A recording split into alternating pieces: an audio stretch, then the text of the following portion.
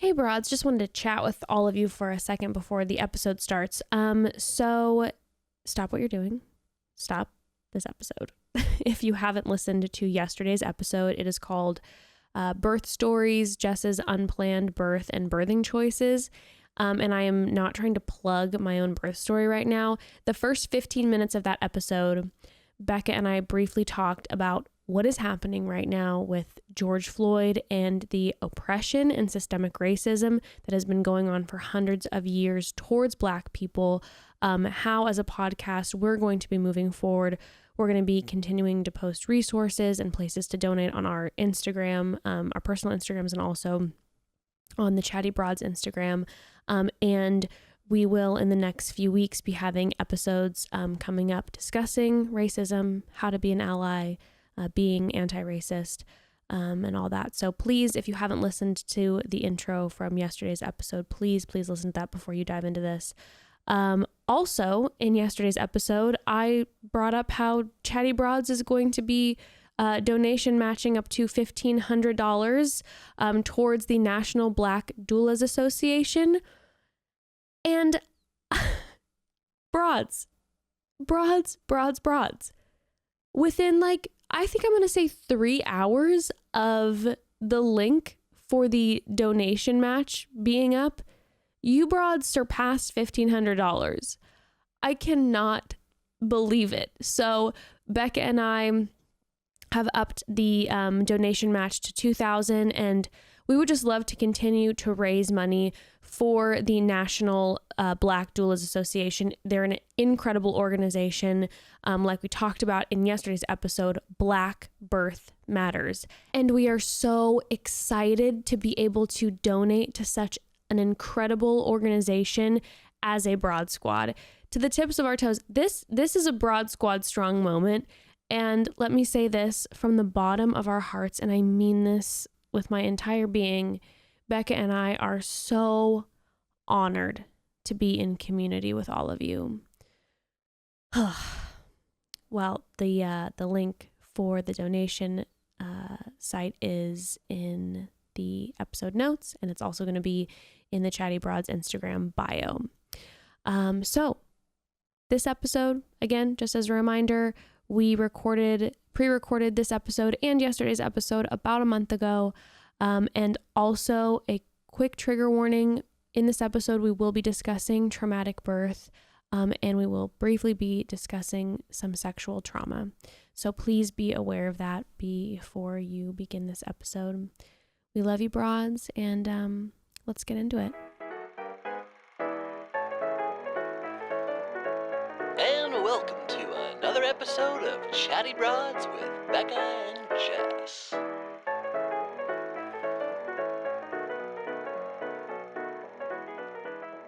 Well, hey, broads, what's going on today? We're going back into some birth topics. We are. What did we talk about on Tuesday again? I already forgot.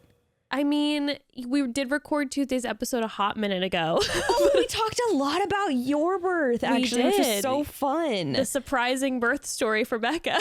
I loved it. I really enjoyed recording that. Yeah, we recorded that a few weeks ago. And then today, we have two lovely ladies on. We have two lovely ladies. In fact, in Tuesday's episode, we were talking a lot about being informed and having a say in knowing what you're getting into when you're going to have a birth experience. So we thought we'd hit two topics. One, we do have to bring this back to Bachelor Nation. I mean, we have to have a Batch Nation guest on. So first, we're going to talk to Jade.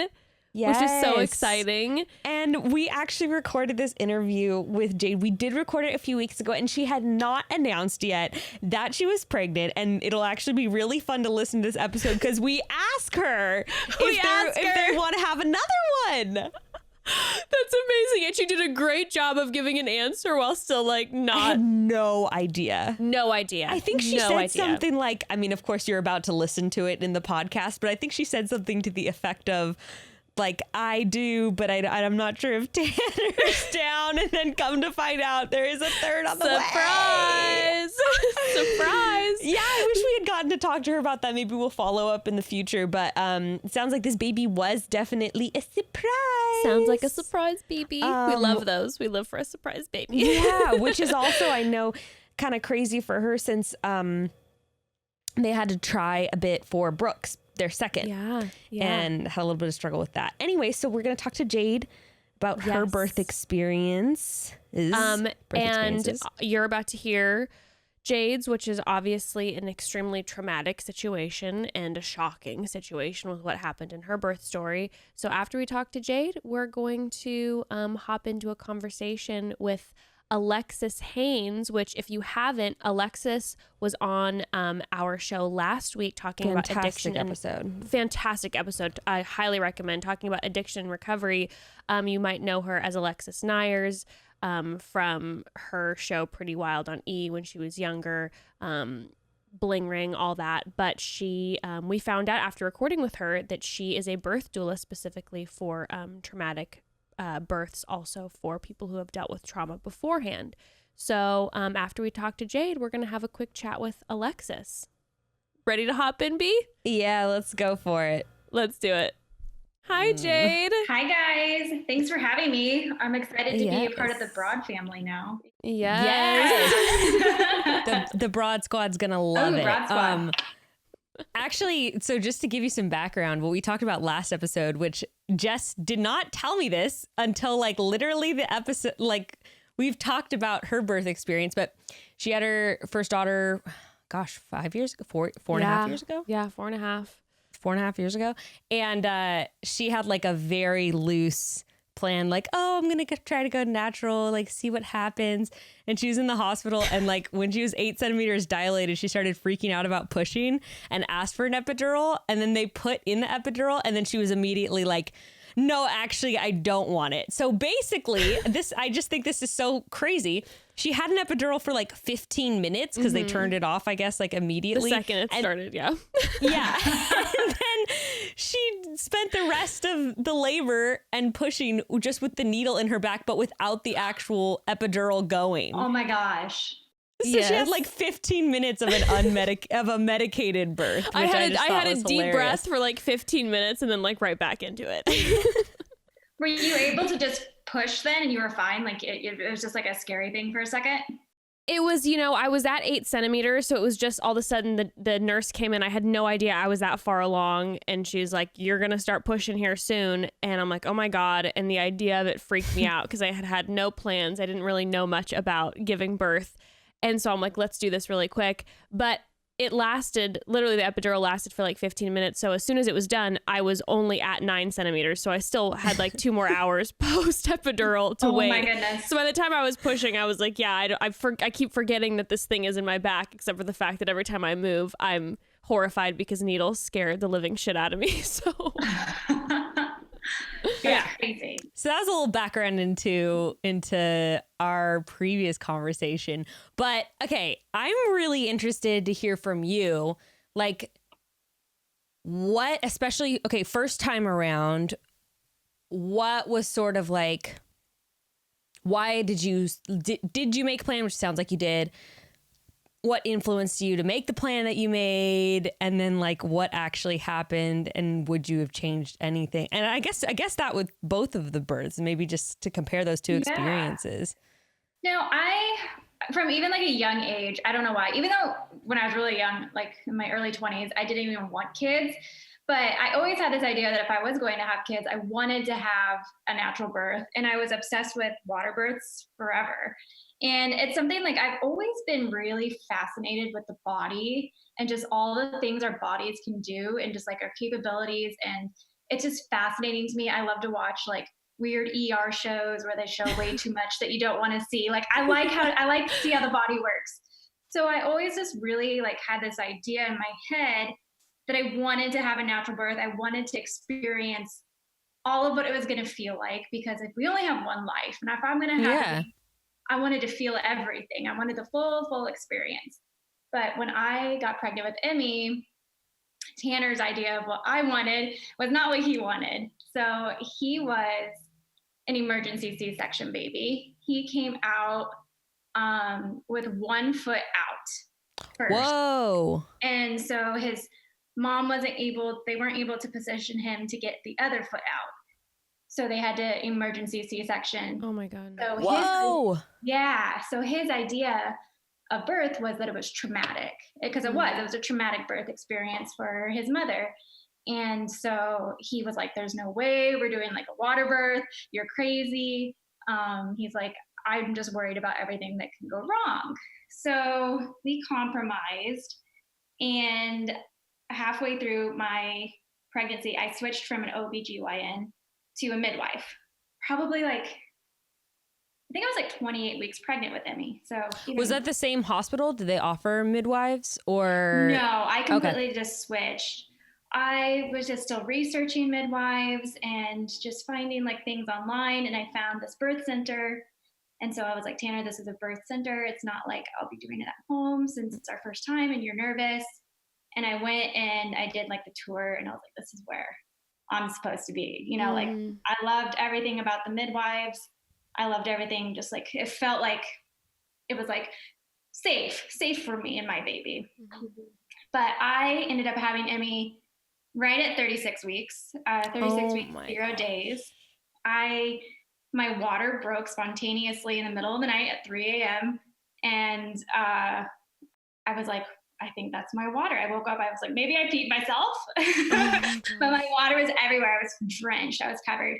And so I got in the bathtub and I spent about an hour in there. I was timing my contractions. Did you know it was too early to go? Like, did you know that it was too early to go to the birth center? Like, in terms of being full term, yeah. So they said that they would let me deliver at the birth center at 37 weeks. And I actually, that day, I had a 36-week checkup. Mm-hmm. But I was almost like, maybe I should have her check me and see if I'm dilated, because it's a lot of midwives are very like non-invasive. They won't check you. Mm-hmm. And I was like, no, I'll be fine. And so that night I went into labor, but had I probably gotten checked, she would have seen that I was dilated pretty far, because by the time I took a bath, I woke up Tanner. He was like, you're lying. You're not in labor. I'm like, my contractions are every 4 minutes. Like, this is no joke. Oh my God. We called the midwife. We went to the birth center, and I'm just like still gushing. Like, my water was like, I had so much, like, it was just gushing. And sure enough, I was in labor, obviously. And so I was able to go to an affiliated hospital where I was still able to labor in the tub. My midwife was able to be there. Mm-hmm. And I had her exactly about 7 hours of labor. But it was very adrenaline based. I feel like both of my births were very adrenaline based, where I felt like people who have like long labors, I'm like, yours must have been like so nice, because you're just like chilling. Your body is nice. Yeah, your body is like naturally slowly opening. Yeah. My body is like on overdrive. That's the thing when people are like, oh my God, you had a labor that was longer than 24 hours. I'm like, yeah, but, and we were talking about it earlier. We're like, yeah, but the contractions were chill. Like I was like, I'm coping, I'm swaying, doing my, very different. Yeah, you have time to ramp into it. It's not just like 0 to 100 and you're like, in the fast lane, like, I guess this is happening. Like, you're just slowly coasting for a while, picking up speed. Yeah, not to mention at 36 weeks, because that's a whole other mental aspect. I'm sure you weren't expecting to go early. No, not at all. Because everyone tells you your first baby that they're like, you're going to be late. Like, don't even worry about your due date. You're probably going to go over. So I totally thought I had 4 or 5 more weeks, to be honest. And that it's going to be slow. That's what everyone says about your first labor too. Yeah, that it would take forever. And I just think my body goes into, because with Brooks, it was a precipitous labor. I think my body almost labors and has contractions, because this can happen where you're having contractions, but your body doesn't even feel the pain until like you're already like in active labor. And I feel like my body does that. Like maybe you're slowly, maybe you're just slowly dilating over a long period of time too. Yeah. Like over the days or weeks in advance, who knows? Yeah. But I'm definitely a birth planner. I like the idea of a birth plan. And I know like we were like nobody says like everyone says your birth isn't going to go the way you want it. Like don't plan it. But I still like that idea of like mentally focusing on something and trying to bring it to fruition. Yes. Mm-hmm. Yeah. Having a guide of like what you want and knowing why you want it and having other people know that too, I think is really important. Even if literally nothing happens that's on it's a part of your plan. As long as you have an open mind that things are going to go the way they're going to go. Like I think about like my wedding day, even like brides who like freak out. Like if every little thing goes wrong on your wedding day, I'm like, I had that mentality of like, I everything's planned. It's going to go the way it goes though. And I'm just going to enjoy it anyways. And I feel like that's kind of the same with birth. That's actually like a really good way of looking at that. Yeah, no, totally. And we were talking in our last episode, we were saying that like for me, I didn't have any sort of birth plan because I was very much like, if I don't think about it, maybe I won't get anxious because I didn't want to be nervous about it. And then in that moment while I'm in the hospital, there was that realization where I'm like, okay, yeah, I'd have to be flexible with the birth plan. But if I would have known all my options and like what those actually look like, it would have helped my anxiety like greatly just to have knowledge of a plan or some sort of like, direction, not just making decisions in the moment. Yeah, my mom, she was really young when she had me. She was 21 and she said she knew nothing about pregnancy, nothing about birth, and everything was very like she didn't like know really what was happening until it was happening. And she had no idea what to expect and just went with whatever the doctors told her to do. And I'm like really about women like I think it's great if you don't want to have a plan and you just want to go with the flow, but I also feel like it's really good for women to be educated nowadays. Informed. Just like, yeah, you have options. Just to know you have options, because like not being informed too can also lead to like traumatic birth experiences because you don't know what's happening. Exactly.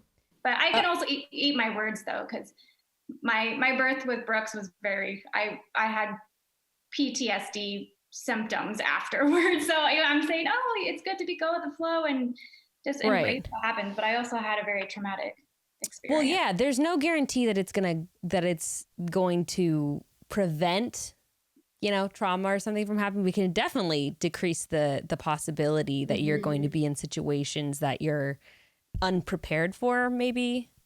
Yeah. I mean, it could still totally happen, but you're decreasing your chances of it. I'm curious, what was your mom's like? Did she have super fast labors or no?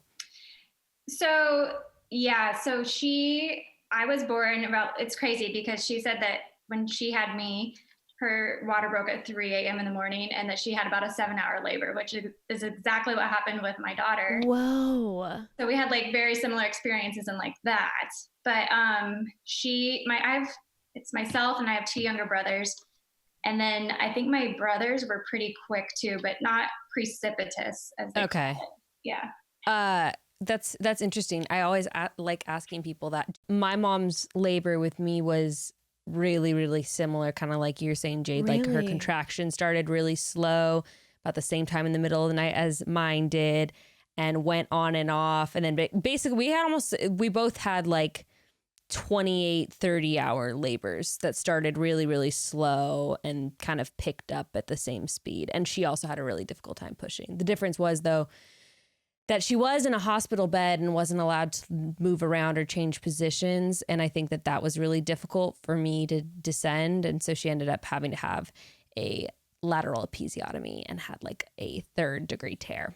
So, yeah. So when she was with me with my birth experience, she was like, yeah, that's kind of traumatic because I didn't want you to go through all of that. But thankfully, I did have the options of like being in the water, of walking around the room, standing up, crouching, doing all those things. And I think that, but yeah, it seemed like our labors were exactly the same. But what's interesting is that after that experience, my mom had 2 elective C-sections with my younger siblings because she was basically like, fuck that. And I'm kind of like, well, I don't blame you after that experience. Yeah. But it's interesting because I don't have any frame of reference knowing what the second one's going to be like. Because, yeah. Yeah, because your mom had an elective C-section. Yeah. Right. So, but I find that really interesting. I gotta take a second to pause and be honest with you broads. You're talking to the hangover queen over here. As long as I can remember, if I have more than one glass of any adult beverage, I get a hangover. I get the nausea. I get a terrible headache that somehow lasts all day, which sucks because sometimes I just want to have that second glass of wine for dinner. I'd like that second glass of wine. Or sometimes I want to get a little weird with my girlfriends when I'm out, but the hangover is so terrible that I never do. But now I can when I'm having that moment and that feeling because of DHM Detox. DHM Detox is the vitamin for people who like to enjoy alcohol. It's time to start taking care of our bodies if we drink and be responsible. I'm telling you, since starting to take DHM Detox, I can enjoy my drink without that next day nausea, brain fog, anxiety, headaches. There's this misconception that awful next day feeling is caused by dehydration. And granted, you got to drinking water is very important. But that awful next day feeling is actually really caused because of this buildup of alcohol's toxic byproducts in your body. And DHM Detox uses science to help boost your body's natural response to alcohol and help break down those toxins. And it's made up of natural ingredients that include antioxidants and vitamins. You just take 2 capsules after your first couple drinks and it goes to work. Or if you're like me, you take a capsule if you have more than one. So just for that second drink. And they come in these convenient packets that are easy to share with your friends and family. I've talked about this before. I take these packets everywhere in my purse, and I am a saint in bar bathrooms. People come flocking. They want their DHM Detox. My friends demand it and expect it every time I go out now. Now it's just part of like who I am as a human. And you know what? I enjoy being that. I enjoy giving to my friends. And when I drink in general, I will use DHM Detox now. It's just part of the deal. It's a staple now. So how important is your next day? For just a couple dollars, you can wake up feeling fine after drinking. Also, there is free shipping on all U.S. orders. DHM Detox is a risk-free purchase, so if you aren't satisfied after taking the product, they'll give you your money back. So this is a no-brainer. And we've got 20% off your order for you. Just head over to dhmdetox.com and use promo code CHATTY at checkout. That's dhmdetox.com using promo code CHATTY at checkout for 20% off your order. How did you prepare for your first birth? And then would you have done anything differently in preparation with Emmy? I don't feel like I would have done anything different. I just really tried. I read a lot of birth affirmations. I don't think I had started eating dates then because they told me I ate dates with Brooks, but they told me not to do it till after 36 weeks. I was drinking red raspberry tea, which I do think that stuff makes your contractions much stronger. And maybe that's why I have a super uterus that just pushes things out so fast. And maybe it was the red raspberry leaf tea, but I really, like you said, I wanted to move around. I wanted to be able to just trust my body and listen to it. And if I wanted to stand, I wanted to stand. If I wanted to squat, if I wanted to roll around or writhe around, moan, whatever I wanted to do, be a crazy animal. I wanted to just be in the moment with it. And that was really important to me. So I just really wanted to focus on just feeling my body. And I feel like I kind of prepared myself mentally for that. But I was very spiritually connected to Emmy when I was pregnant with her. So I felt like I just felt her. And I feel like that really helped me prepare. I don't know. That's really beautiful. Just feeling connected to her in your body. Yeah, which actually made my pregnancy with Brooks much harder because I didn't feel that at all with him. Oh, interesting. Yeah, I was so very connected with her the whole pregnancy, and I had dreams about what she would look like, and I just knew, and she came out exactly how I had envisioned her and stuff like that. And I didn't feel that with him, and I don't know if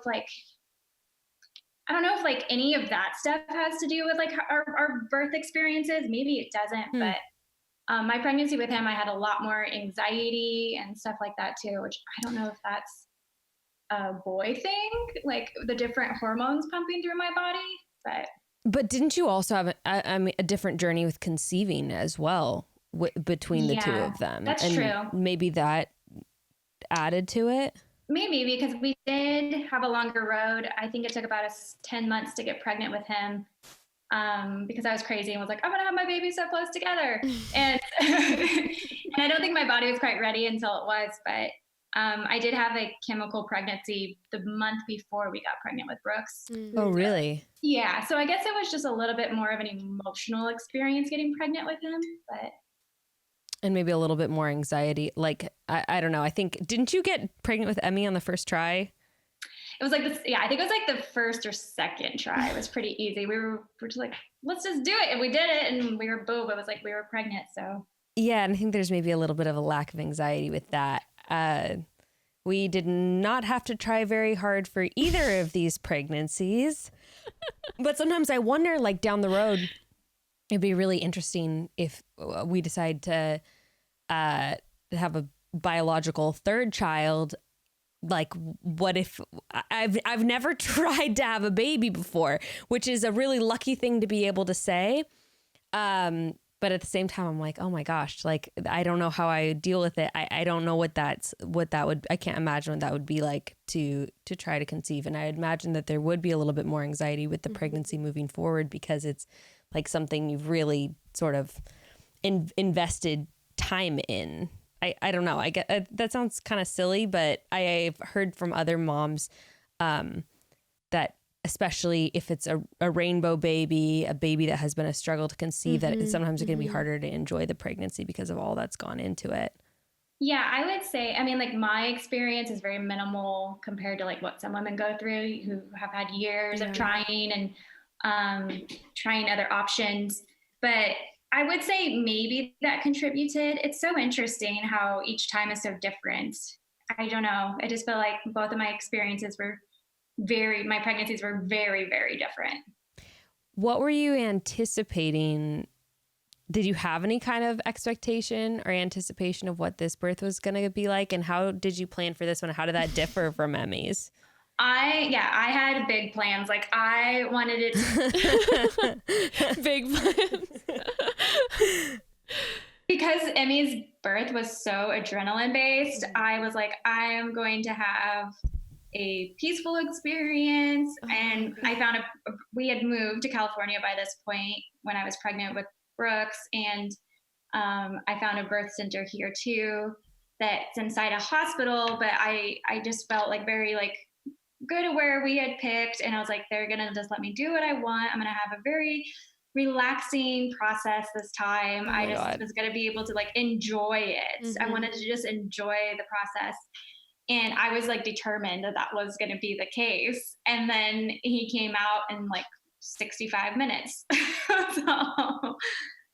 What a cosmic joke. Okay, can you tell this story? I know you told it on your own podcast, and I've listened to both you telling it and I listened to Tanner's side of the story, but I think that our listeners would be really interested to hear you. And I haven't, so I'm like itching. Yes. Please. Yeah. So I was like 38 weeks, 2 days. And my mom, who lives in Nebraska, she wanted to be here for the birth. And she was supposed to come down, I think like 2 days before I had, 2 days after I had him. But I called her that week before and I could just tell I feel like my body was really getting ready. And I told her, I was like, you need to drive down here. I feel like I'm going to have this baby this week. I just have a feeling. And she drove down. And who knows, maybe you were already dilating.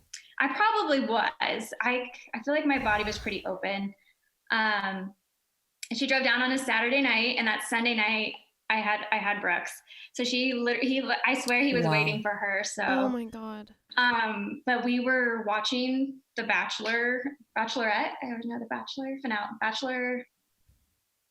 I don't know. When was it? What month was he born? The Bachelorette finale. July. And I was sitting there on the floor and I was just like in a butterfly position, kind of just like stretching because I really was trying to keep stretching and getting ready to have a baby. And all of a sudden I felt this thunk and it was just like a pop in my hips.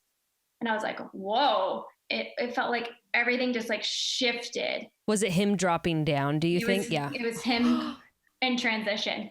So I go, well, I just thought it was my water. So I was like, oh my gosh, I think my water's broke. So I go to the bathroom, I sit down. Which, by the way, that thunk is the craziest experience. Yeah, obviously, I didn't experience it until like 28 hours in, but that thunk is like, it's wild. Yeah. I was like, what in the world? But I was like, there's no way, because I'm just sitting here chilling with my husband and my mom watching TV.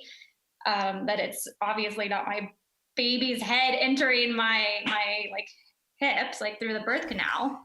But I'm like, yeah, my water broke. And I go and I get Tanner, and I was like, this is happening. So we were going to record everything and put it on YouTube. So I'm like, well, I guess we'll just start recording.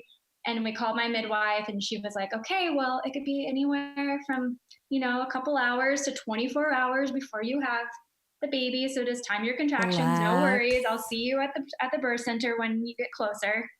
So I'm like, well, I took a bath with Emmy. So I'm going to go upstairs and take a bath, and then we'll get ready and we'll go to the birth center. So I get in the bath, and I get like hot. Like my whole body just feels like super hot. I feel dizzy. I feel like I can't focus. I was trying to like listen to these birth affirmations on my phone, and the lady is like, your body is safe. Your baby is safe. All these things. And I'm just getting pissed at her. I'm like, I'm in so much pain. This lady is insane. I can't catch a breath. Like my contractions were like on top of each other. So after you felt that drop, you just immediately started having like back-to-back contractions? Like I had ones that were about 5 minutes apart when I called my midwife. By the time I was in the bath, I couldn't keep up. I had no breaks. And so I was like, I'm not going to be able to do this naturally. Like, this is not like, I can't do this for another 12 hours. No, I'm like, I'm going to have to get the freaking epidural. Yeah. So I'm like, I don't know what to tell my midwife. And so I get out of the bathtub. That's also crazy that the bath didn't even slow things down like at all. No, my midwife thinks that it sped it up because I relaxed, but I just think it was already happening. I feel like I was not relaxed. No, I was like in labor land. You know that mode that like everything seems worlds apart from your body at that point. And Tanner's in the shower, and I walk by the mirror in our bathroom, and I look at my face, and I don't even feel like I recognize myself. And I was like, oh crap, I'm in active labor. Like, this is serious. Yeah, because you're basically like hallucinating when you're in that. Yeah. Like there's no other, it's like a psychedelic weird experience. It really is. Mm-hmm. So I go into our master closet, and where's Emmy? She's sleeping. Okay. She was in bed. Okay. So this was like, gosh. And your mom is downstairs still? My mom's just downstairs. We had called Tanner's mom, who lives 20 minutes away, to come over because she was going to stay with Emerson while my mom went to the birth center with us. And so my mom's downstairs, has no idea what's going on, just thinks I'm getting ready to leave. And Emmy's sleeping, and Tanner's in the shower. And I go into the master closet, and I'm trying to get dressed, and I can't even focus. I was like, I can't even put clothes on. And so I yell for Tanner, and I was like, I need you to get me dressed. We need to go now. And so he throws on like one of his t-shirts on me and his gym shorts. I was like, okay, whatever. And he's trying to like gather his head that this is happening. He goes out. Yeah, because he must have been recognizing at that point that you're suddenly in another dimension. I told him, I was like, this is happening. And he walks out of the room, and I'm like, oh crap. I'm like, I feel like I'm crowning. So I reach down, and I feel his head, and he's like already just there. And I lay down on the ground, and I just like let out the most guttural scream because it was too soon. My brain can't keep up with my body. And I'm like, this is too soon. And I'm like, this can't be happening. And he runs back in, and his mom runs in, and his mom's like, Tanner, because she had gotten there, and she doesn't know what's going on. And I'm like, the baby's coming now. And he's like, we need to get you in the car. And I was like, there's no way in hell I'm having my baby in a car. I'm not moving. Call 911. So we called 911, and the dispatcher told me to hold the baby in. She's like, help is on the way. You just need to hold the baby in. I'm like, huh? So I'm, Excuse by this me. point, hunched over this bench in our master closet. My hand is on his head. My mother-in-law has a towel on my hand, her hand underneath holding my hand. Has his head fully emerged, or is it just No, he's just crowning? Okay. He's just crowned. And Tanner's in the back with a towel. We have towels all over. He's in the back with a towel waiting to catch Brooks in case. My mom is just there like helping like talk to the dispatcher and watching and just making sure everything is fine. And there's a moment where before the paramedics got there that Tanner's mom put her hand on my shoulder. I'm gonna cry. And she just was like saying all these really calming things. Whew. And it was like for the first second, like first moment through the whole process that I felt like peace and I felt like all the pain went away. And I was just able to like catch a breath. It was like the most crazy experience. Sorry, guys. And I was just able to like relax and I felt like my whole body relaxed and I just like was like, okay, I can just wait till they get here. And the paramedics got there. That's incredible. Okay, the fact that you're able to hold, I mean, it was like a whole shift. And I was like, wow, okay, like all these like natural birthing books that I read where there's women who are able to like go into like this almost like pleasurable experience. It was almost like everything had changed in that moment. Still hurt like hell when I pushed him out. Because that ring of fire is no joke, but I was able to wait. The paramedics got there and she took like 2 pushes and he was fine. I guess when they come out that fast, they don't get all of the amniotic fluid out of their lungs. So they were worried for a second because it took him a long time to make a cry. But he was okay. They took us to the hospital anyways just to check on everything because they thought his coloring was a little off. But yeah, then everything was fine. But it was like from the time I felt that thunk to the time he was born, it was 70 minutes. Oh my God. How long was it, do you know, since the 911 call to when they actually got there? 6 minutes. They were so fast. Wow. Yeah. We're very lucky that we live maybe 2 miles from the fire station. I mean, that's incredible though that you were actually able to stop your labor for that 6 minutes though also. Oh, because I was ready. Like everything in my body told me like it was happening, you know. If I would have just surrendered to the pushing, we probably would have been fine, but I was so terrified of all the things that I was thinking that could go wrong. Of course. So I was trying to wait, but. Oh my God. And then, so did they literally just come into the room and then you just, that was it? And then you pushed him out? Yeah, it was like six paramedics. They just like rushed into our closet. Yeah. And one of the guys, he had delivered 2 babies before. He had like 20 years experience. And one of the other paramedics, it was like he was still on like training, like their 90-day training or whatever. So it was like his 3rd week or something. And here he is delivering a baby. Wow. But they were wonderful. They were great. Oh my goodness. That is insane. That's unbelievable. Yeah. And then how long were you in the hospital after that? We only had to be there I think it was one night because we were still able to stay on the birth center side. And I was still able to I delivered my placenta in the ambulance with my midwife at the hospital. And then we were able to she was able to, I needed a stitch. So she stitched me up at the hospital and everything like that. So we were just there one night. They just wanted to make sure I was okay that he was okay and just monitor, but we were good. Oh my goodness. How long did it take you to process? Yeah, I was just about to say on? Everything was physically all good, but that's a lot to cope with I'm sure you're still not fully process through I everything? was like I sounded probably to the paramedics like a nutty person because I was like ugly cried and I was saying like weird things and my whole body was shaking. My legs would not stop like shaking for hours, it felt like. But they couldn't get me down in the stretcher down our stairs, so they had to like wrap me around in a chair and like strap me to the chair and take me to the ambulance down the stairs. And I was like saying weird things. I kept saying I'm sorry over and over. Like I was saying I'm sorry in the ambulance, and they were like, ma'am, do you know your name? And they were like asking me all these things because it was just so weird. But it took me forever. It probably took me. Were you able to hold Brooks throughout all of that? They did. They let me hold good. him in the ambulance.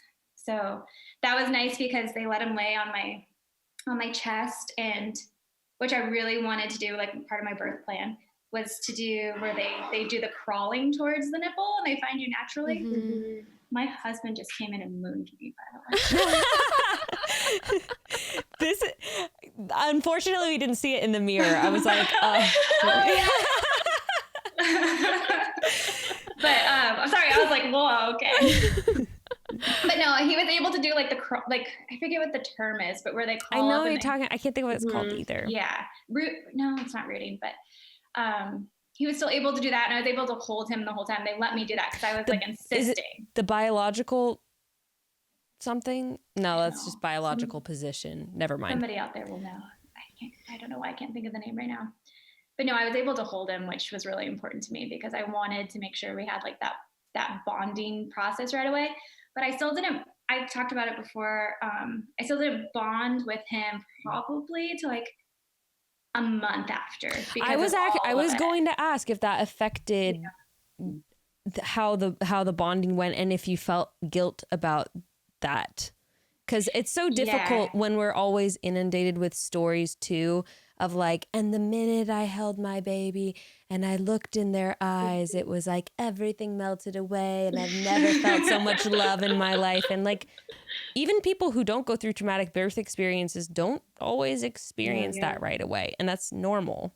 Yeah. And that's how I felt with Emmy. I had that like super like ethereal connection with her and looked at her and I was like, I know your soul. And I didn't have that with him. I looked at him and I felt like, not that I didn't know him, but that he didn't know me. I was like, he doesn't know me.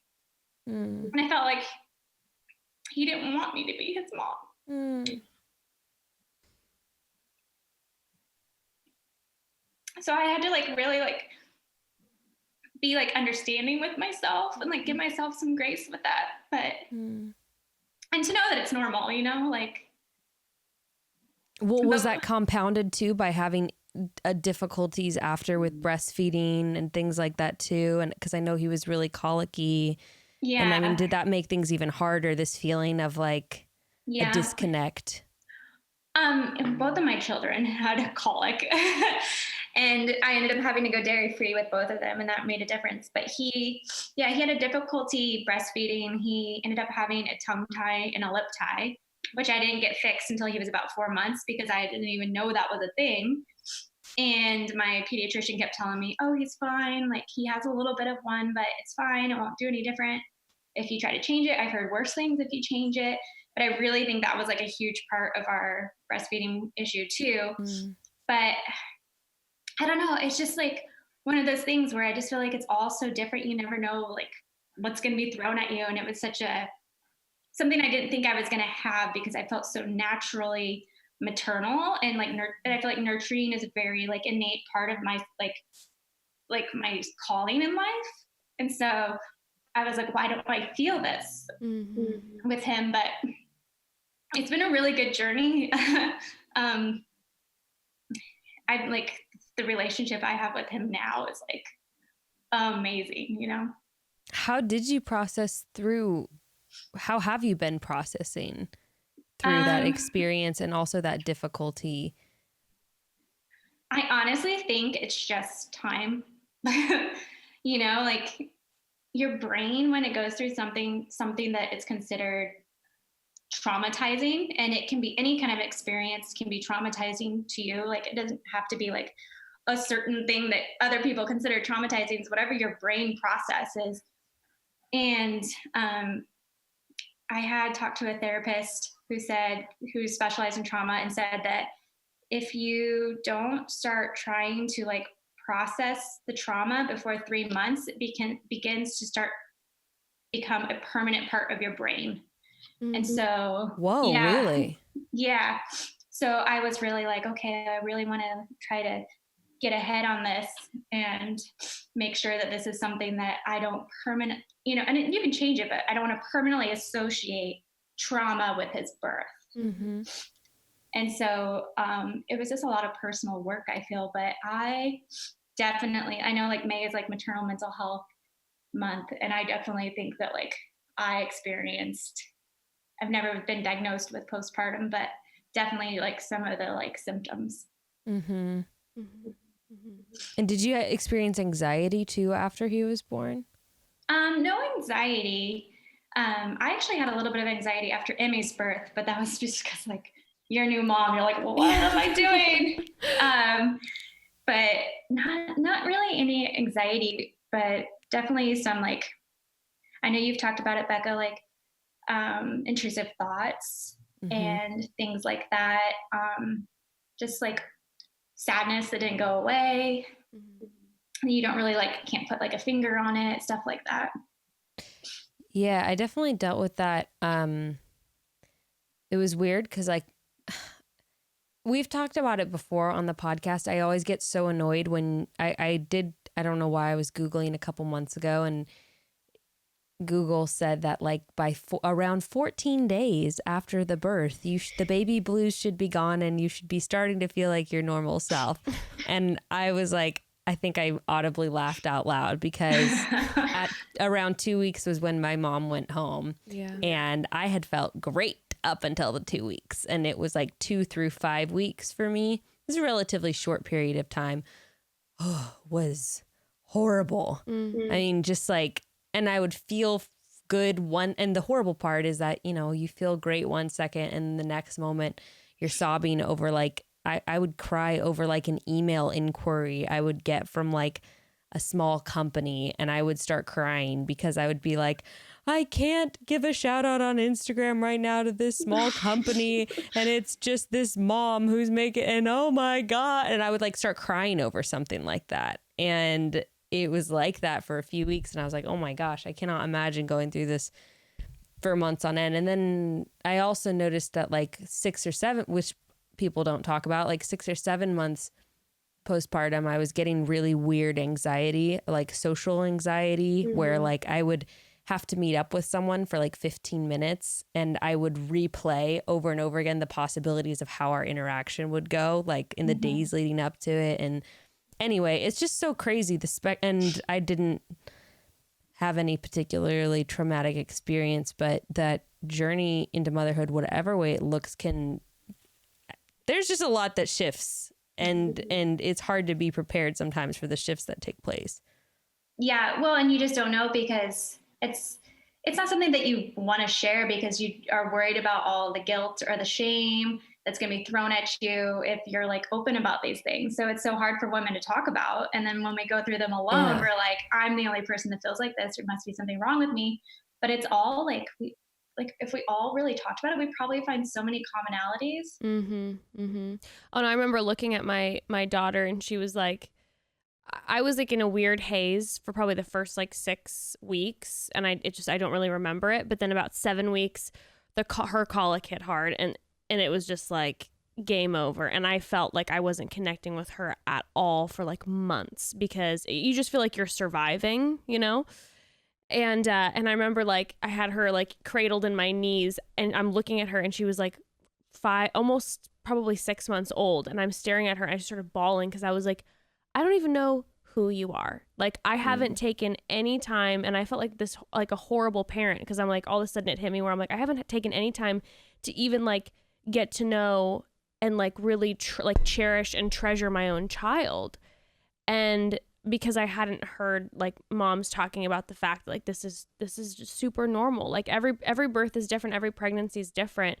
Every early the childhood, it's all so different. But because it wasn't something that I'd heard talked about, I was just like, oh, so I'm a terrible parent, and my child and I will never have a bond. And like, panicking at 6 months, turns out then 7-8 months in, all of a sudden everything like fully changes for us. But there's so much to be said about being, and I'm so grateful that you're willing to like come on here and talk about something that was so traumatic, like your birth, because Bekah and I both didn't have traumatic births, and I know so many of our listeners have had that. And so to be able to see like you being vulnerable and going through that, and then being open about, that it did take a while, is something like very grateful for. Seriously. I think also unfortunately, we always hear from other moms too. People say, soak it all in, like it happens, like it goes so fast. And I never tell moms that, because then I just felt freaking guilty the first like 6 months, where I was like, I can't soak it in. And honestly, I just want my child to be asleep most of the time because I just want a few minutes to myself. And honestly, like for me, I feel way, way, way, way, way more connected to Ruth now that she's like starting to talk and interact, and like than I did even when she was 6 or 7 months. And I think that that's okay. Yeah. It's totally okay. And it is. I mean, I get the nice intention behind that, like soak it in, because they do grow up, and then we're like, where'd our babies go? But also at the same time, yeah, that's a lot of pressure to feel like you have to be this like perfect mom all the time. Yeah, or in a mental space to be soaking it in. To just be treasuring every second. Like, oh, my beautiful baby. Like my nipples are bleeding. Yeah. Gotta soak it in. Yeah, but you're glowing. So. Okay, so one thing I kept thinking about is, is it in the realm of possibility of having more children biologically? Yes. So I would like to have another. Tanner is pretty content with having 2. And I think it's because he grew up in a family of 2 kids, and I grew up in a family of 3 kids. So I feel like I was like, well, I remember like I loved my little brother. Like it never felt like I was getting less attention when he came along. Like, right. So like when when the third sibling came along, so I was like, I feel like it just like enriches your life. So I would like to have another kid. I feel like it's going to happen. I feel like I'll get my way. The joys of being a woman.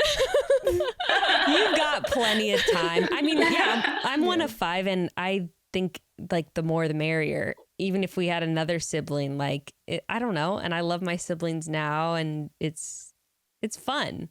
Like if you want to, go for it. I think Tanner's just terrified of being outnumbered. With you have 2, you can each control 1. But if you're in public and you have 3, like it's like good luck, So I feel like I think he's nervous about that sort of aspect. You could bring around another one in like 3 or 4 years, and then the ones will be a little older and they can help out. Yeah, that's how I was. I was actually 8 when my youngest brother was born, but I was like second mother. That's so cool. That is cool. One of my friends just had they had another, and her youngest was 9, and she was like that. She like wanted to be holding the baby in her carrier all the time. Like, second mother like that. And I think that's pretty special. Okay, so if you are to have another baby, like I want to know what's kind of your advice just in the realm of birth plan stuff as someone who has had kind of nothing go according to plan. And how would you prepare for a third birth, given that opportunity after how the first 2 went? Well, I'm definitely like planning to just probably have a home birth, because like this baby, I'm sure the third baby will just like shoot out. So that would probably be like my plan. And I've already told Tanner that like next time there's gonna I'm sure at this point he's like, yeah. He's like, I got it. I'll just deliver it. He's seen everything. He's seen everything. So he's like, it's not that hard. I can. Yeah. It's not that hard when your babies just shoot out your vagina. So it's like a slip and slide. But I mean, my advice, it's just so hard. Like you want to like say the right things, but I really feel like there is no right thing. It's just, I mean, I don't even know. It's just like, I guess like whatever you go through is okay. Like however the outcome is okay. You know, like everything's going to be okay. And so I feel like that's just like my only advice is like, you could be a birth planner like me, like you can still have your plans. And I feel like that's great. If you don't want them, you don't want them either. I feel like that's great. Like I said, I do feel like it's really good for women to be informed and just know that they do have options. But I don't know. I just feel like, yeah, no matter what you go through, like things are going to be okay. I think that's a lovely sentiment. And I think it is helpful because it's the truth. I mean, it's kind of, I don't want to look at this in a dark way, but when it comes to grief or any kind of traumatic experience in life, big or small, you do get to a point eventually where you are okay and where things are okay. And we do survive and we're pretty capable mentally, emotionally, and physically of getting through a lot. Yeah, for sure. Wow. Well, give yourself credit, mamas. Well, with that, I mean, it's been great to have you on, thank Jade. you so much for sharing this. Yeah, of course. Thank you guys for having me. I love birth stories, so I'll talk about them all day. Do you have any resources that you recommend to people that you felt like were helpful? I did like through my midwife, I did like a birth planning course, where it was, I forget the name of it. I could look it up on my phone and send it to you guys, but it like literally gave me all the options, even things that I didn't even know that you could say like, I don't want this for my baby, or I do want this for my baby. And it was really helpful. I was like, oh, I didn't even know like those are things that the doctor might do. Wait, was it called the Know Your Options course by any chance? No, I think it's called the Birth Board. I think it's called the Birth Board. And that was really helpful. I know that you're a fan of Ina May's,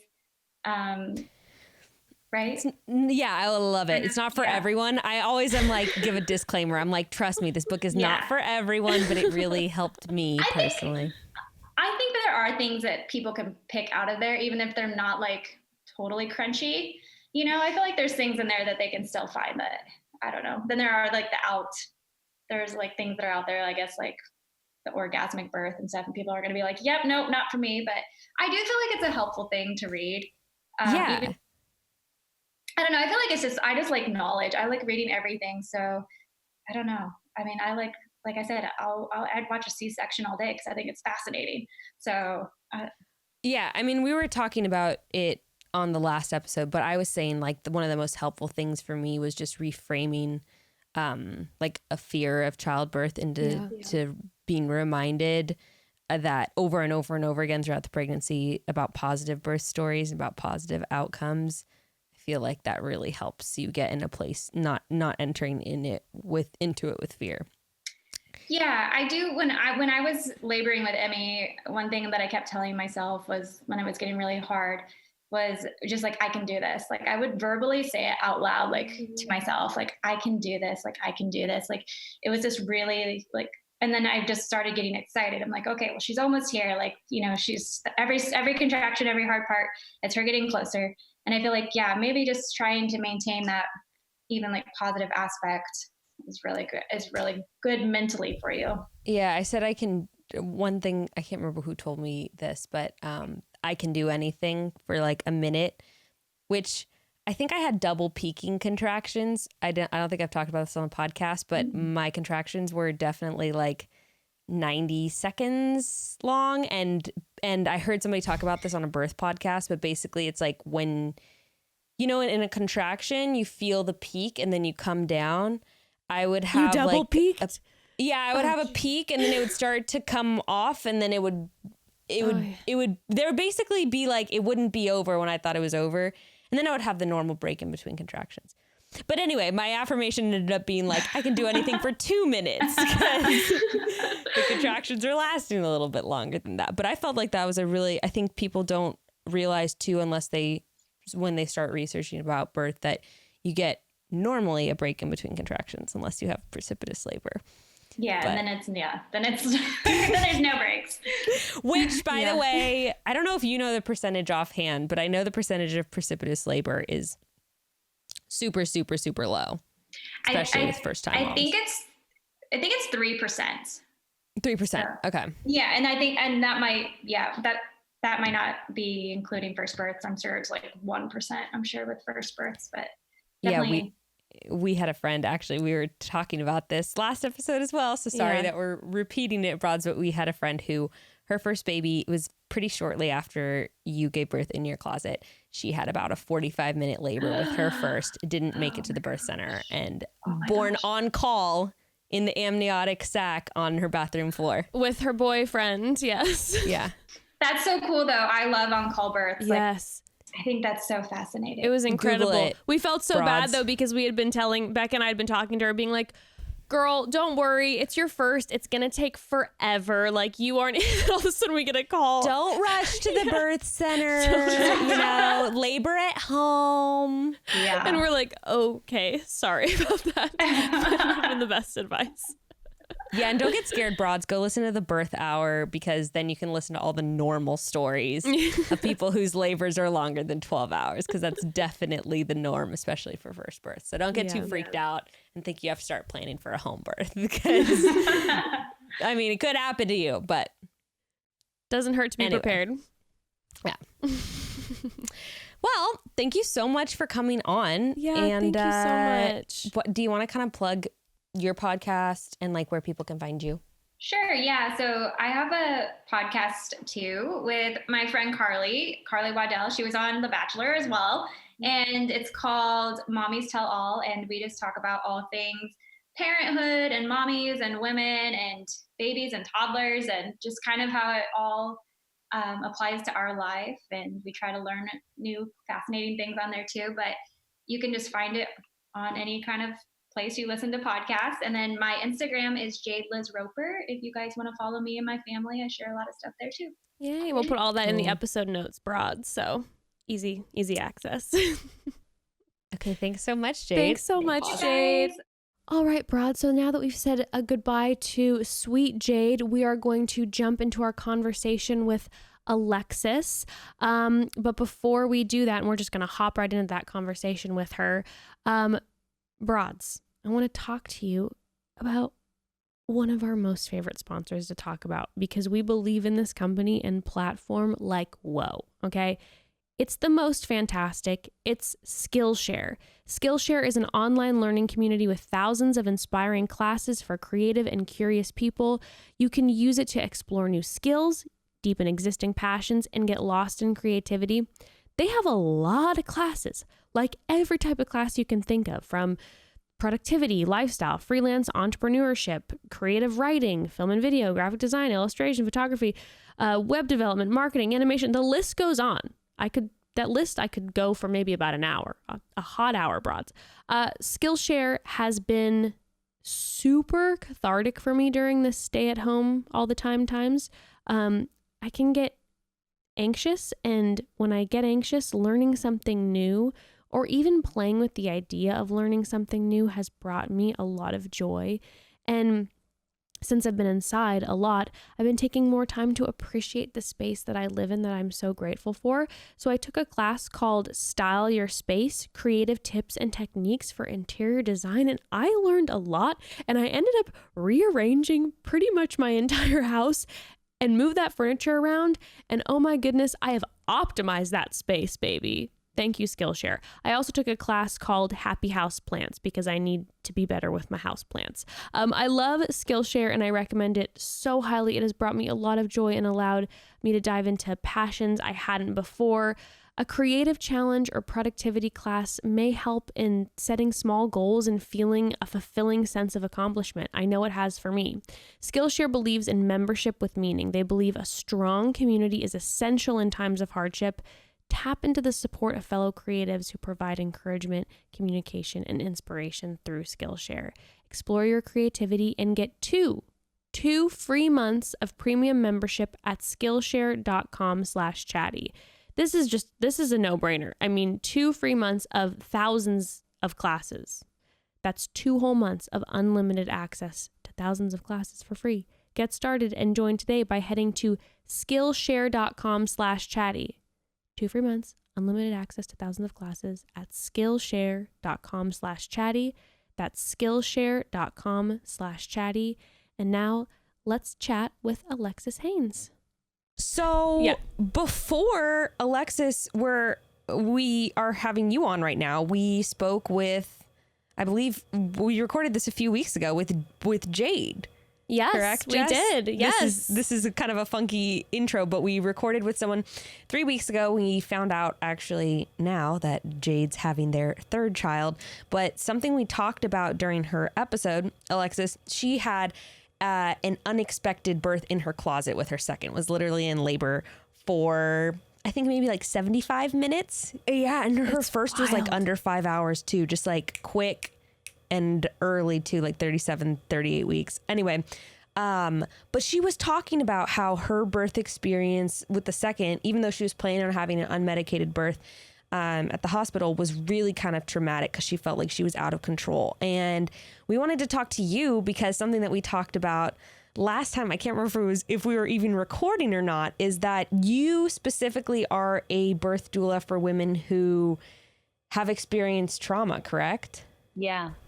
Yeah, it's a huge passion of mine, specifically sexual abuse, but I've had the pleasure of serving birthing people who are single, who are teenagers, who have been in domestic violence situations, who have incurred sexual abuse, as I had mentioned, or had a history of a traumatic birth experience and wanted a different experience the next time around. I think often people think, oh, having a fast birth is better, but that's actually not the case for a lot of people. I have a girlfriend who has labor so fast the midwife can't even get to her house, and her husband now catches all of her babies. She just had her fifth baby, and it was born.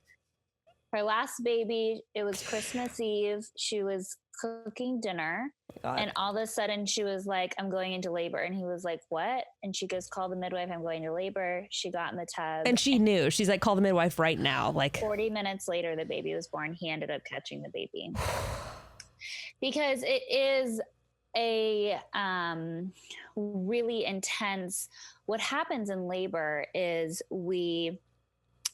our bodies are just so perfectly designed. So we have oxytocin, which creates those lovely contractions. And then we have endorphins, which are our natural pain killers that meet the intensity of the contractions. So when it's early labor, usually for women, they're having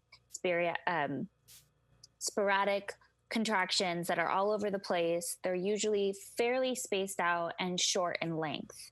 And then as things get more regular, they start having 5-minute apart contractions that are maybe 45 seconds to a minute long. And they have that 4.5-5-minute break in between each one.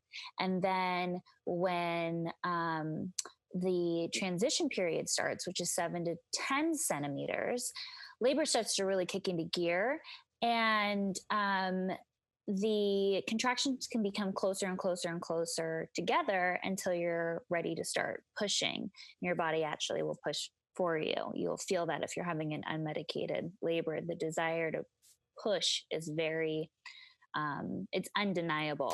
Unless you're like us, who started just pushing at 10 centimeters for no good reason, and we just pushed for 3 hours. Don't do that. Unnecessary. No, but here's why. Because what happens is as that oxytocin is increasing and contractions are getting stronger and closer together, your endorphins are also rising. And if all of a sudden your body's endorphins can't keep up, that's why a lot of women sometimes will stall for a period of time, and doctors label it as failure to progress, which I hate. But really, it's just that the body was like, either one, I don't feel safe, and oxytocin it's a love hormone. It relies on feeling safe, That's why women usually go into labor at night when they feel really comfortable, when things are dark and private. So there's that. Or the endorphins weren't catching up enough with the amount of oxytocin. And I realize I'm doing all these hand movements and nobody can see me. But our so, YouTube watchers can our YouTube watchers can see you. so that they're going up, and then the endorphins are trying to catch up and they can't. So then all of a sudden the body goes, oh, I need to lower the frequency or the intensity or the length of the contractions through reducing the amount of oxytocin output, so that way endorphins can catch up for a little bit. And so what happens when you have a really fast labor is your endorphins can't catch up, and your body actually kind of goes into a state of fight, flight, or freeze. And all of a sudden you're not able to access any other part of your brain except for the amygdala, which is firing off and going, we're in a state of danger, like sound the alarm, something is wrong here. And so you become almost disassociated from the experience, and then you're left in a period of shock, which can happen from really fast labors or through drastic shifts. And this is why I advocate for everyone to have a birth doula, even if you plan on going to the hospital and getting an epidural. If something is an emergency with your baby, the chances are informed consent, like we were just talking about on my podcast when we were recording a second ago, goes out the window, and all of a sudden all of these things are happening to you, and you're no longer an active participant in your labor. You don't know what's going on. And so it's great to have someone that can pause and look at you in the eye and go, this is what's happening right now, and it's going to be okay. And they're needing to do this because of this.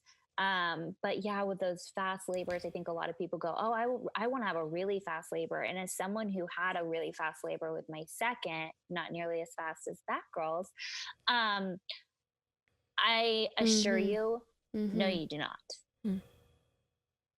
I was wondering if you had any kind of words of advice or wisdom or any kind of tips really for women who are entering into birth with previous trauma, be it sexual or otherwise, and then also women trying to heal from trauma after birth as well. Yeah. I'm going to start with the afterbirth. So you've had a negative birth experience. And I'm somebody who did with my first. I planned to have home birth, ended with a C-section. And my negative birth experience was because of undealt with trauma, sexual trauma, but also because of the way that my transition to the hospital was handled by my midwives. And then, of course, my experience in the hospital, where I was no longer even like a person that was in labor. Things were being done to me. I had no idea what was happening to my body or my baby, or if my baby was okay, and nobody was talking to me. And at one point I remember, because I was crowning, I was sitting on top of her they were trying to get a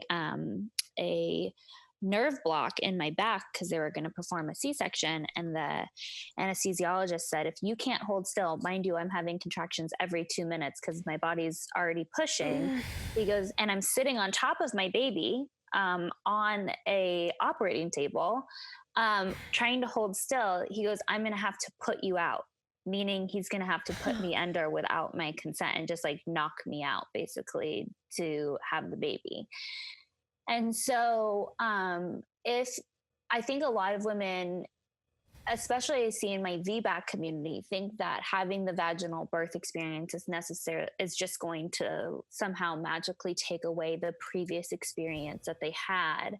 And while my VBAC with my second daughter absolutely was a healing experience, it was a healing experience because I had begun doing the work around my previous experience. And then when I ultimately did have a VBAC, I think it would have been a healing experience, even if I had a repeat C-section, because I had done the work and I was making really informed decisions. And I was more in a place of neutrality than I was with my first birth. With my first birth, I was really rigid. This is the way it has to be. And I was that way because of my trauma. So because of my sexual trauma, I really was steadfast, adamant that we were having an out of hospital birth where no one touched or looked at my vagina, period. And so when that ended up changing, I ended up with even more trauma than was even necessary, because I had said to myself, I'm not having a C-section. I'm not having a C-section. I refuse to have a C-section. And then there I was having a C-section. So I always say our children are our greatest teachers, and that doesn't start when they're born. It starts when we become pregnant. They're here to, teach us about ourselves. They're almost like these perfect mirrors for us about all of the stuff that we haven't dealt with from our own childhoods.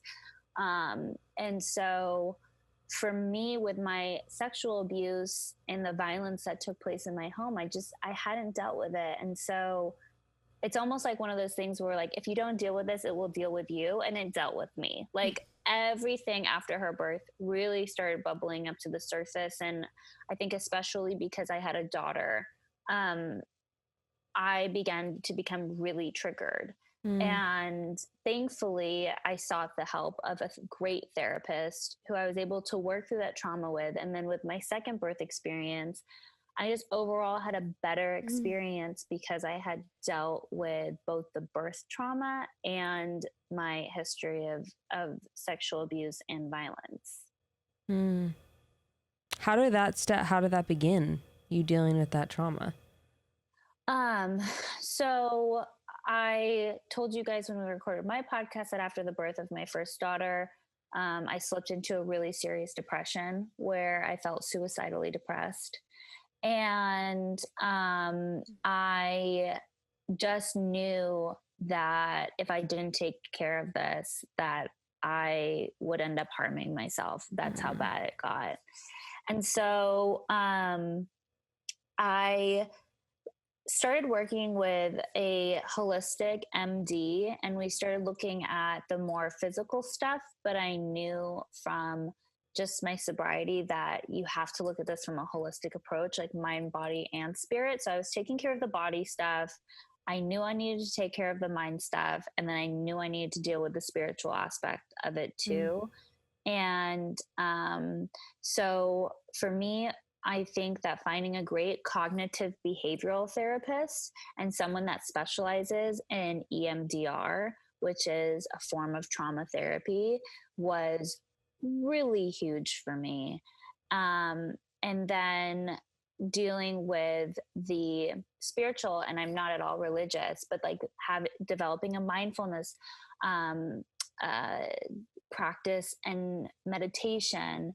And I always say that birth, whether you like it or not, is a spiritual experience. I mean, becoming a parent is an incredible thing, and you're literally birthing a life, a spirit onto this planet.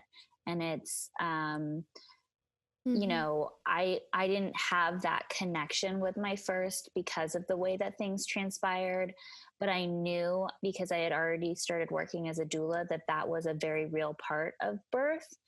And so, and with my second, I did experience that. And so it was also working on kind of rebonding with my baby, who was already over a year old at that point, in a way that I hadn't been able to after she was born.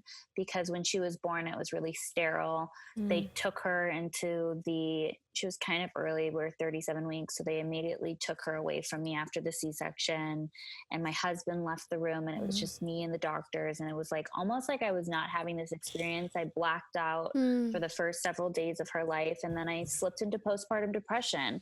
And so I didn't really have those feelings. And so I remember the spiritual part for me was like telling her birth story. Like, I remember her being maybe 11 or 12 months and just talking about what happened and like saying like, that was really hard. I'm sure it was really hard for you too. And really having that skin to skin time that I was robbed of when she was first born. And you know, my husband, you know, finally was like, okay, she needs to move out of our bed and like into her own bed. And she was over a year. And he was like, if you want to have another baby, I need to get some sleep. But it was like, I reverted back to that like newborn time where I didn't allow people to come over for a little bit. And I did have that like emotional bonding, spiritual experience that I didn't get to have with her. Do you have any last thing? Because I know you are limited on time. I was wondering if you had any tips or resources to share for women entering into their birth with trauma if they do not have the financial resources to like have a certified doula with them through their birth experience. So the great thing about doulas is that a lot of us will work for free when we're just first being certified. So in order to get our certification, we need to go to a certain amount of births before we can get certified. I know that's through DONA, which is who trained. I went through a DONA certification. That's DONA. So I know that a lot of doulas work on sliding scales. I used to work on a sliding scale, but I just can't anymore. I do take on 2 free births a year for women who are sexual abuse survivors. So there are absolutely doulas out there that are willing to support you in your journey. Would DONA be a good place to find a doula that is being certified? So I'm not sure. I know in LA there is I believe it's a nonprofit for domestic violence survivors who are going to be birthing alone, who need support. And I'd be happy to email that information to you. But just know that like the vast majority of doulas believe that, excuse me, the vast majority of doulas believe that every birthing person deserves birth support. And so many of us work on sliding scales. Many of us do take on a couple of free births a year. And then there are always those newer doulas. And there's so many great Facebook groups. Southern California Birth Workers is a great one. And if you call your local midwife and say, hey, we're a low-income family, or I'm a single mom, or whatever it might be, and I'm looking for a doula who is trying to get their certification births done for low, or, I personally can take free births because I financially can do so. But I mean, when you have children and you're working as a birth doula, which most of us do, we can't usually work for free because we have to cover our childcare. And so even for those certifying births, they might charge a low fee, but maybe it's $200. You know what I mean? Some may work for free because they can, but a lot of them are willing to take on a birth and be your birth support person for a really low amount. And then as far as counseling resources go, I mean, that's one of the biggest problems that I have in the US is the lack of access to mental health services. And it's really just so challenging. But if you can get in and see a therapist and work through any of your childhood trauma or sexual abuse or any other form of abuse before you go into labor and have a baby, I highly suggest it. And broads, even if like you hear $200 and you're like, that's too much, just a thought, you can put that on your registry instead, because again, they tell you that you need a lot of shit and you don't need as much shit as they tell you. And you can always get most of the stuff secondhand for a lot less expensive. And I feel like a doula is definitely something that is to worth prioritize. To prioritize, to put on a registry. I've seen people put their doulas like the full price. Like my prices are up there now that I've had so many years of experience. And there are people who will have all of their family chip in to pay for a doula, or also, which I think is a great idea, postpartum support. Because everybody really needs postpartum support, and very few of us actually have family that knows how to be supportive, and B, and that's a whole other topic. So it's definitely an option. And if I can think of anything else, I'll make sure to email you guys so you can throw it in your show notes. Perfect. Thank you so much, Alexis. We so appreciate you. And we'll let you hop on your other call. All right. Bye, girls. Have a good day. Thanks so much. So that was a little different from the way we normally do things. You know, we record. I mean, it was fun. We recorded these like on different days and in different like chunks. It feels kind of like, you know what it kind of feels like? We're putting together a newspaper. Like it's like a collage. Yeah, it's a collage. It's like in high school when you've been working for like a week on your newspaper and you're putting chunks together from different people and you have a beautiful package. And I feel like we walked away with a lovely package. Yeah, and Alexis was short on time, but if you haven't, like we mentioned at the top of the podcast, we had her on last week, which was fantastic. And then also she does have her own podcast as well, Recovering from Reality. Did I say that right? Yes. Yeah, Recovering from Reality. And she talks a lot more about her own experiences and all of the different kinds of work that she does. Yes, highly recommend. Well, I mean, now after this episode, we officially next week start the new Bachelor series. Have we gotten, by the way, you know, this is the end of the podcast. Normally talk about this stuff at the beginning. Again, hard transition out of all this birth talk and trauma talk, but do we have any updates on Claire's season? Not that I know of at this moment. Me neither. I mean, I haven't read up on it lately, but I'm like, when is this Bachelorette season gonna happen? I think it's coming out in September still. But how? I think they're doing that like hotel, like when, quarantine though, style. wonder? I think it starts June, filming July? maybe in July. I think so. And I mean, I would imagine that it is going to work because I know at least in Los Angeles and around our area, a few hotels are starting to open. Well, I think they're also starting production. I think they said officially like for Hollywood stuff in August. Okay. So yeah, that'll be interesting. Crazy. But in the meantime, we have the reunion kind of thing, which I'm guessing is going to be consisting of a lot of Zoom calls with former Bachelor contestants. I would imagine so. And so we officially have our first recap of one of the Bachelor seasons starting. It's going to air June 8th. So our recap will be out June 9th. And also with that being said, Broads, and talking about babies, Bekah, when this is released, there is a chance that maybe you've already had the baby. God.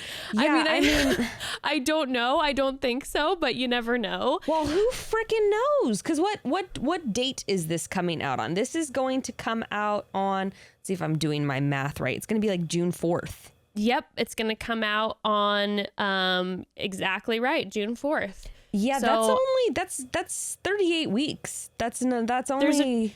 There's 2 weeks before my due date, technically. There's a chance that you might have number 2 in your arms. I'm so in this zone right now where like it kind of just doesn't feel like it's ever going to happen. I felt the same way with Ruth, where it was just like, oh no, I'm just like pregnant and that's like this is my new life. This is who I am now. This is me. I'm well, especially after like 2 freaking straight years of being pregnant. I'm like, this is who I am. It's just who you are. But there's a chance when this comes out June 4th that you might have a baby in your arms. Not sure, but if not, then you know it'll be happening soon. And just so you know, Broads, and we'll repeat this again, but because of course Bekah needs time with the little one to give birth and also to be a mother. The next 4 weeks, we will only be having 1 episode a week. Yes. And we will be doing a thorough recap, and we're just going to be doing those next 4 weeks where we're going to be recapping the Bachelor episodes. Is it hitting you? Yeah, it is. It's also making me really happy because I know once we come out of those 4 weeks of 1 episode a week with the recaps, we're going to have fire content. You're going to have so many stories to tell. And then we're going to be going back once we have those 4 weeks of 1 episodes. Then we're back to 2 a week. I will still be doing the recaps because that Bachelor season dealie is still going to be going on. Yeah. With our typical second non-batch episodes, of course, talking about the new baby and all that. But yeah, we'll and keep if there's you a week or updated. if there's a week or two where I'm not recapping, you broads should definitely send in if you have any suggestions of who Jess should recap with. Yes. I mean, obviously there's the obvious. I know people adored your episode with Evan when you guys recapped the one episode of Colton's season last time I gave birth. That actually, it would be possible to do because it's going to be a recap of a season. So I won't have to catch him up, because when he recapped with the Colton one, he had to watch like 4 episodes in one day because he hadn't watched any. Right.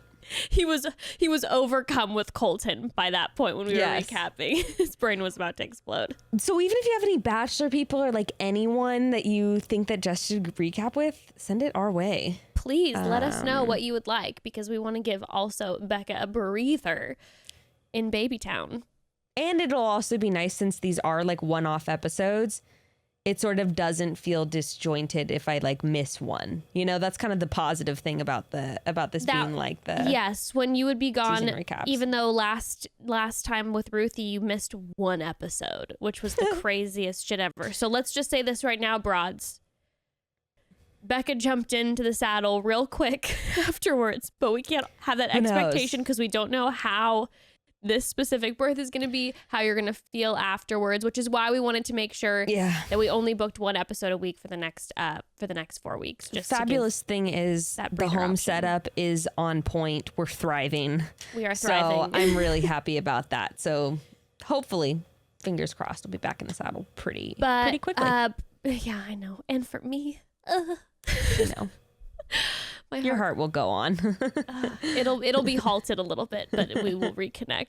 But broads, we'll keep you updated, let you know what's going to be going down, and we'll remind you of this on our Instagram. If you don't follow, it's at Chatty Broads. You can get information on the podcast there. We try to do a good job of letting you know what episodes are going to drop. If there's any change of schedule, we'll post about it there. But yeah. We'll keep you all updated. Thanks for tuning in to our birthing week. Yay. Chat soon. All right, Brads. Chat soon.